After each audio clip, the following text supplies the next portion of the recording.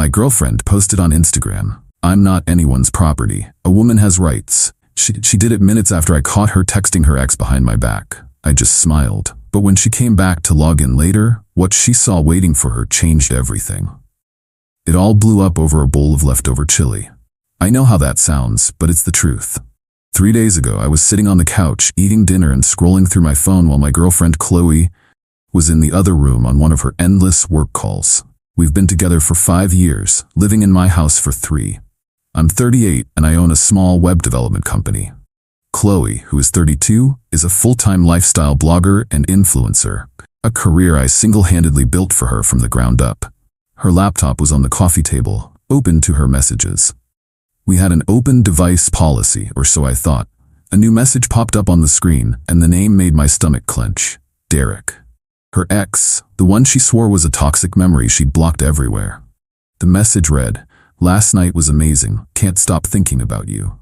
My blood went cold. I clicked on their chat history. It went back months. Secret meetups, flirty texts, pictures I never saw. All the late-night yoga classes and weekend brunches with the girls suddenly made a sickening kind of sense. They had met up the night before, while I was working late to finish a project that would pay for our upcoming vacation. I didn't say anything. I just sat there, the chili turning to ash in my mouth, as the last 5 years of my life replayed in my head with a new, ugly filter. I thought about the thousands of hours I'd poured into her brand. When we met, she was working as a receptionist with a vague dream of being a blogger. I bought the domain name for her website. I designed and coded the entire site myself, spending countless nights optimizing it for search engines. I taught her about analytics, affiliate marketing, and brand integration. I set up her business entity, with both of us as co-directors of the company that technically owned her blog and brand assets, a detail I insisted on for tax purposes. I was the silent, unpaid tech wizard behind her glamorous online life. I did it because I loved her, and I believed in her. Or maybe I just believed in the person I thought she was. She walked back into the room, phone pressed to her ear, laughing. "Okay, talk soon, bye," she chirped before hanging up. She flopped onto the couch next to me, kicking her feet up onto the table. Ugh, brand calls are the worst, so needy. I turned the laptop screen towards her. Her smile vanished. For a second I saw pure, unadulterated panic in her eyes, but it was gone in a flash, replaced by a look of defiance. "What? You're going through my private messages now?" she snapped, snatching the laptop away. "That's a complete violation of my privacy." I kept my voice level, dangerously calm. It said, "Last night was amazing. You were with him last night, Chloe, while I was working." She scoffed, standing up and crossing her arms. "Oh, please. Derek and I are just friends. You're being insecure and controlling." "Friends?" I asked, the word tasting like poison. "Friends who say they can't stop thinking about you? Friends you've been secretly meeting for months?" "I'm not going to be interrogated in my own home," she said, her voice rising. "I have a right to have friends. I'm not your property, Alex. A woman has rights." She grabbed her phone and stormed out of the room. I just sat there, listening to her footsteps stomp up the stairs. The sheer audacity of it, to be caught red-handed and immediately pivot to making me the villain, was breathtaking. She wasn't sorry. She was angry that she got caught. A few minutes later, my phone buzzed with a notification. It was from Instagram. Chloe had just posted a new picture of herself, a selfie looking thoughtfully out a window with a long caption. The caption began, "Just a reminder that you are not anyone's property. You have the right to your own life, your own friends, and your own privacy. Never let a man's insecurity dim your light or control who you are. A woman has rights." And there it was. The public narrative was being set. I was the controlling, insecure boyfriend. She was the empowered woman, fighting for her freedom. Her followers, the 150,000 people who had no idea I was the architect of the entire platform they were reading, were eating it up. The comments were already flooding in. "You go, girl. So true, queen. Dump his toxic self." I looked at the post, then at the incriminating messages still burned into my memory.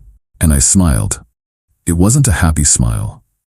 It was the kind of smile you get when you've been dealt a terrible hand, but you suddenly see the one move on the board that will win you the entire game. She thought her power was in her followers, in her public image. She had forgotten that I was the one who built the stage she was performing on. I built the lights, I controlled the sound, and I still had the master key to the entire theater. She wanted to talk about rights. Fine. Let's talk about them. I spent the rest of the evening in my home office. First, I separated our finances. I moved the majority of the money from our joint savings account, the money from my business, my inheritance, into a new account under my name only. I left her with the portion she had contributed, which was laughably small. I logged into our credit card accounts and removed her as an authorized user. The financial umbilical cord was cut. Then, I got to work on her empire, her digital life. I started with the website. I had full administrative access, of course. I changed the password. Then I went into the back end and began methodically unpublishing every single blog post she had ever written. 5 years of content, gone from public view in about 20 minutes. I replaced her beautifully designed homepage with a stark white screen and a single line of text in plain black font. This site is currently under new management. Please check back soon for updates. Next, her social media accounts. The passwords were all saved in my password manager. I logged into her Instagram, her Facebook, her Pinterest. I changed the passwords and the recovery emails for all of them, switching them from her address to a new one I created just for this purpose. I didn't delete her posts, not yet. I just archived them, hiding them from public view. Her vibrant, curated profiles were now blank slates. Finally, I dealt with the business itself, the company we were co-directors of. I drafted a formal letter, using a legal template, notifying her of an emergency board meeting to discuss the immediate dissolution of our partnership due to a breach of contract. Specifically, her actions that had brought the brand into disrepute. It was a bit of a stretch, legally, but it was enough to put her on notice. By 3 a.m., Chloe's entire online presence, the source of her income and her identity, was under my complete control. She was still upstairs, probably sleeping soundly, dreaming of her empowered new life with Derek. She had no idea that she was about to wake up digitally homeless. She thought she was a queen in her castle. She was about to find out it was a sand castle, and the tide was coming in. Update 1. 24 hours later. The silence this morning was heavier than usual. Thank you for the flood of comments and support. It's validating to know that I'm not the one who's lost his mind. Chloe came downstairs around 9 a.m., dressed in yoga pants and a crop top, ready to start her day of creating content. She didn't say a word to me, just went straight to the coffee machine with an air of smug defiance. She grabbed her laptop from the living room and sat at the kitchen island, ready to engage with her adoring fans. I just sat at the table, sipping my coffee, and waited. I watched her type in her Instagram password. Frown. Type it again. Her brow furrowed in confusion. She tried her Facebook password. Same result. A flicker of annoyance crossed her face. She muttered something about her phone being glitchy and tried to log into her website's admin panel. That's when the first crack appeared in her composure. She stared at the stark white screen with its single line of text. What is this? What happened to my site? I didn't look up from my coffee. Looks like it's under new management. Her head snapped towards me, her eyes wide with a mixture of confusion and dawning horror. What did you do? I protected my assets, I said calmly. The ones I built. She scrambled to her phone, her fingers flying across the screen. I can't log in, she said, her voice starting to tremble. I can't log into anything. My Instagram, it's blank. All my pictures are gone. The panic was setting in now. This was real. This wasn't a glitch. You can't do this, she shrieked, standing up so fast her chair scraped loudly against the floor. That's my career. That's my life. You can't just take it. Our career, I corrected her. We are co-directors of the company that owns those assets, and as the lead technical director, I've made the decision to put the brand on hiatus pending a partnership review. You should have received an email about the emergency board meeting. The color drained from her face. She finally understood. The business registration, the co-directorship, the things she dismissed as boring paperwork, were now her cage. This is because of Derek, isn't it? She spat, her fear turning to rage. You're doing this to punish me. This is illegal. I'll sue you. Go ahead, I said, taking another sip of coffee. I'm sure your lawyer will be very interested to see the chat logs with Derek, especially the parts where you discuss meeting up while I was funding your lifestyle. It's a classic breach of fiduciary duty to the company. She just stared at me, speechless. The empowered woman from Instagram was gone, replaced by a cornered animal. She grabbed her car keys and stormed out of the house, slamming the door behind her. The rest of the day was a cascade of consequences. Around noon, I started getting emails from the brands she had partnerships with. They were forwarded to me because I was the primary contact on all the business contracts. They were confused. Her social media was blank. Her website was down. What was going on? I replied to each one with a polite, professional message. Due to unforeseen circumstances, the Chloe's Chic Life brand is undergoing a major restructuring. We will be in touch shortly regarding the future of our partnership. We apologize for any inconvenience. Then, the calls started. First, from her friends, demanding to know what I'd done. I told them all the same thing. Chloe and I are dealing with a private business matter. I suggest you stay out of it. Then came her mother. She launched into a tirade about how I was a monster, how I was trying to destroy her daughter. I didn't do anything, I told her, my voice flat. Chloe made a series of choices. She's just now starting to experience the consequences. You should ask her about Derek. I hung up before she could respond. Chloe, it seems, had run straight to Derek's apartment. I know this because around 3 p.m., I got a call from an unknown number. It was him. Dude, you need to back off, he said, trying to sound tough. You can't just steal her stuff. Give her back her accounts. Stay out of this, Derek, I said. This is between me and my business partner. She's not your partner, she's your girlfriend. You're just being a psycho ex. Actually, I said, enjoying this far too much, if you check the state business registry, you'll find we are, in fact, legal partners in an LLC.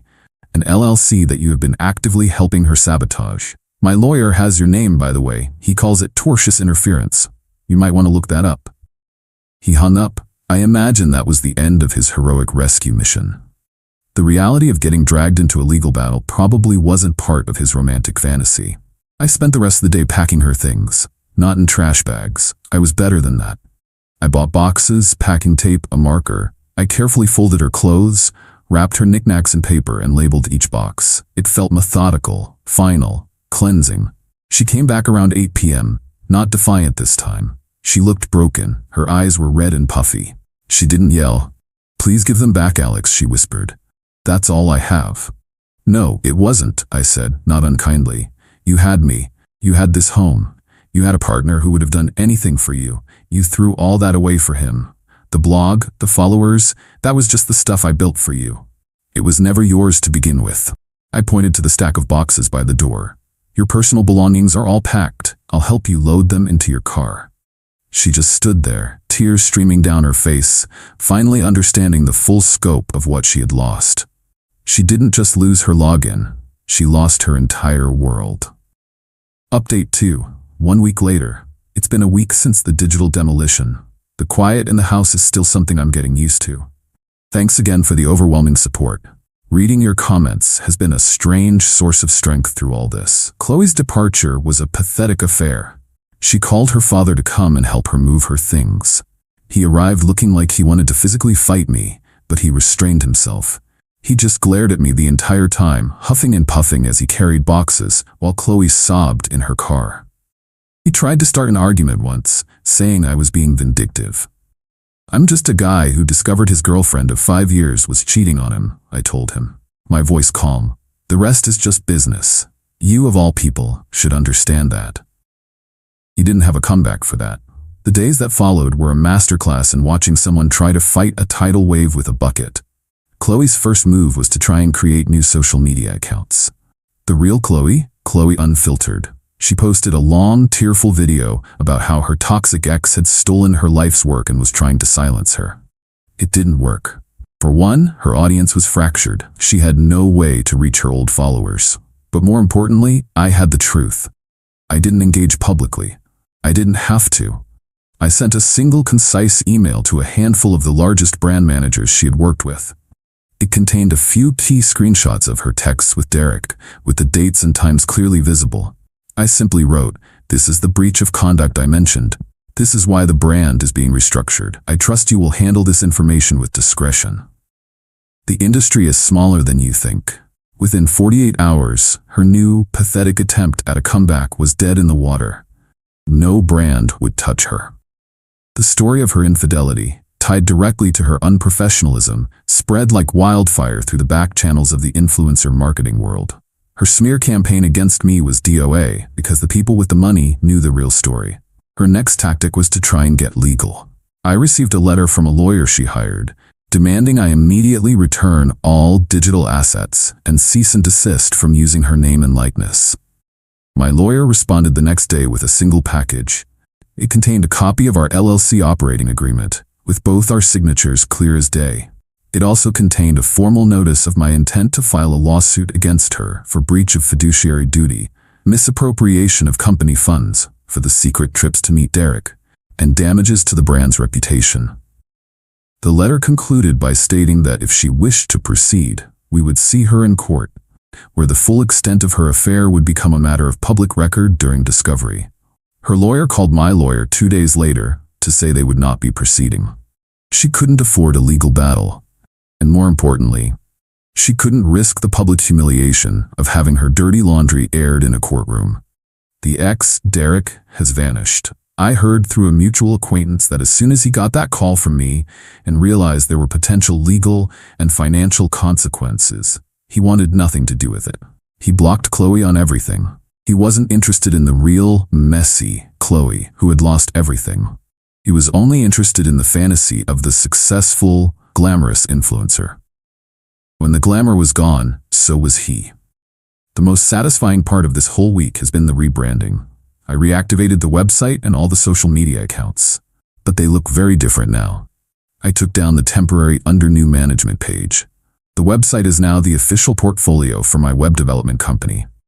I've posted case studies of my work, including a detailed, anonymous breakdown of how I grew a lifestyle blog from 0 to 150,000 followers in 3 years, showcasing my SEO, branding, and social media strategy skills. The Instagram account is now my company's professional account. I archived all but a few of her most generic, aesthetically pleasing photos, landscapes, flat lays of coffee cups, etc., and started posting about web design, digital marketing tips, and tech news. I changed the bio to founder and lead developer. I build brands. The irony is almost too perfect. Her platform, built on a foundation of lies, has now become a testament to my actual, tangible skills. And the best part? It's working. I've gained over 1,000 new followers this week, all people in the tech and marketing industries. I've had 3 serious inquiries for new projects, one of them a major company, all because they were impressed with the brand transformation. Chloe must be watching this. She must see her face and her work being erased and replaced by mine. She must see the follower count, which has barely dropped, now engaging with my content. She created a brand based on a fake, curated life. I've replaced it with a brand based on real, marketable skills. Her parents are still trying to intervene, calling me, leaving messages about forgiveness and second chances. I've blocked their numbers. This was never about forgiveness, it was about consequences. Chloe built her identity on a platform of my creation, and when she betrayed me, she lost the platform. It's that simple. She didn't have the right to my work, my time, or my loyalty after she chose to throw it all away. Final update. 3 months later, it's been 3 months since my life took a sharp, unexpected turn. The house is quiet, clean, and feels entirely my own. The boxes of Chloe's things were picked up by a moving company 2 months ago. I wasn't home for it. I didn't need to be. That chapter was closed. The aftermath of Chloe's digital implosion has been more comprehensive than I ever could have imagined. Her attempts to restart her career failed spectacularly. The influencer world is built on authenticity, or at least the illusion of it. Once that illusion was shattered, she had nothing left. Her name was tainted. She was the girl who cheated on the guy who built her entire career, and then lost it all overnight. It was a cautionary tale whispered in marketing circles. From what I've heard through the grapevine, her life has been a series of harsh reality checks. After Derek abandoned her, she tried to move in with one of her influencer friends, but that lasted less than a month. The friendship, it turned out, was as transactional as her brand partnerships. Without her status and access, she was just a liability. She ended up having to move back in with her parents. The last I heard, she was working as a hostess at a restaurant in her hometown. There's a brutal poetry in that. The woman who curated a life of fake luxury online is now seating people in a real-life restaurant, forced to smile and be polite for minimum wage. Her Instagram post about a woman's rights rings hollow now. She had the right to make her choices, and I had the right to not fund them or enable them. She had the right to a life without me, and now she has it. My life, on the other hand, has been an unexpected renaissance. Transforming her old blog and social media into a portfolio for my business was the single best marketing move I've ever made. The story of the rebrand, though I've never publicly confirmed the details, became a sort of legend in my local tech scene. It's brought in a wave of new clients, bigger and better than any I had before. I've had to hire 2 new developers to handle the workload. The business has doubled in revenue in the last quarter alone. I took the brand she nearly destroyed with her lies and rebuilt it into a thriving enterprise based on my truth. I did get one final, pathetic communication from her about a month ago. It was an email, sent from a new address. It was a long, rambling apology, the kind people write when they've run out of options. She said she was sorry, that she was foolish, that she missed me. She asked if I would ever consider selling the website and social media accounts back to her. She said she was a different person now. I didn't believe her. People like Chloe don't change, they just change tactics. She didn't miss me. She missed the life I provided. She missed the platform, the income, the adoration. I replied with a single sentence. The brand is not for sale. I never heard from her again. The revenge in the end wasn't about destroying her. I never leaked her messages. I never publicly shamed her. I simply reclaimed what was mine. The consequences she's facing are not my creation. They are the natural result of her own actions. She built a house of cards on my foundation, and when she tried to burn the foundation, the whole house came down. I'm dating someone new now. She's a graphic designer, and our conversations are about code and color palettes, about building things together, not just for show, but for real. The other night, we were looking at my company's Instagram, the one that used to be Chloe's. She pointed to one of the old, archived landscape photos. "That's a beautiful shot," she said. "Where was it taken?" "It was from a trip a long time ago," I said, and for the first time, there was no anger, no bitterness, just distance. The view was great, but the company wasn't. And then I archived the last of Chloe's pictures. The slate is completely clean. I'm building something new, something better, on a foundation of my own. And this time, I'm the only one with the keys.